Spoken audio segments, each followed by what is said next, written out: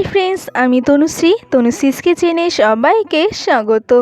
আজকে আমি summer special আম পোড়া শরবত তৈরি করে দেখাবো। আম পোড়া শরবত তৈরি করার জন্য প্রথমে এখানে আমি একটা প্লেটে বেশি করে ধনেপাতা নিয়েছি, পুদিনা পাতা, দুটো লঙ্কা নিয়েছি। এবার এটা একটা মিক্সির বাটিতে ঢেলে নিচ্ছি, দিয়ে পেস্ট করে নিচ্ছি সামান্য পরিমাণে জল দিয়ে।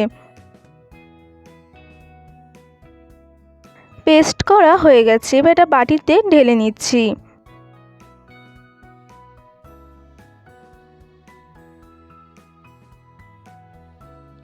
দুটো কাঁচা আম নিয়েছি, আমগুলো এবার পুড়িয়ে নেব। তার জন্য গ্যাসের উপরে জ্বালিয়ে দিয়েছি, দিয়ে আমগুলো বসিয়ে দিয়েছি। গ্যাসটা মিডিয়ামে দিয়েছি, দিয়ে আমগুলো পুড়িয়ে নিচ্ছি। দেখতেই পাচ্ছেন আমটা খুব ভালোভাবে পোড়ানো হয়ে গেছে। এবার আমটা গ্যাস থেকে নামিয়ে নিয়েছি, নিয়ে জলের পাত্রের মধ্যে আম দুটো চুবিয়ে রেখে দিয়েছি আধ ঘন্টার জন্য। আধ ঘন্টা হয়ে গেছে। আধ ঘন্টার পরে এবার আমের খোসাগুলো ছাড়িয়ে নিচ্ছি।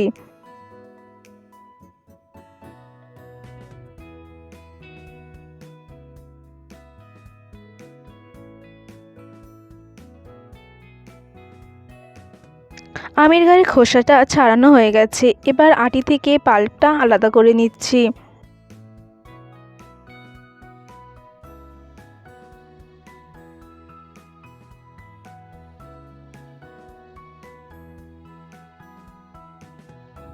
আটি থেকে আমের পাল্পটা আলাদা করে নিয়েছি। এবার এর মধ্যে জল দিয়ে দিচ্ছি, দিয়ে পাল্পটা পাতলা করে নিচ্ছি।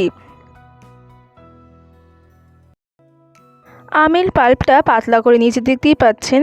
এবার একটা বাটি নিয়েছি, ওর মধ্যে 5 টেবিল স্পুন দিয়ে দিচ্ছি আমের পাল্পটা, আর 3 টেবিল স্পুন গুঁড়ো চিনি দিয়ে দিচ্ছি, আর 1 টেবিল স্পুন বিট লবণ দিয়ে ভালোভাবে মিশিয়ে নিচ্ছি।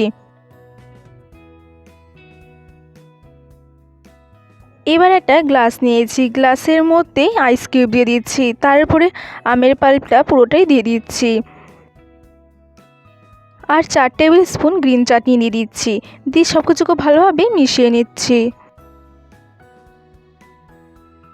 1 টেবিল স্পুন মতো চাট মশলা দিয়ে দিচ্ছি, দিয়ে আবার সব কিছু খুব ভালোভাবে মিশিয়ে নিচ্ছি। সামার স্পেশাল আম পোড়া শরবত তৈরি হয়ে গেছে। খুব সহজে বাড়িতে এইভাবে আম পোড়া শরবত তৈরি করে নিন। আর আমার রেসিপি যদি আপনাদের ভালো লেগে থাকে অবশ্যই লাইক, কমেন্ট, শেয়ার, সাবস্ক্রাইব করতে ভুলবেন না।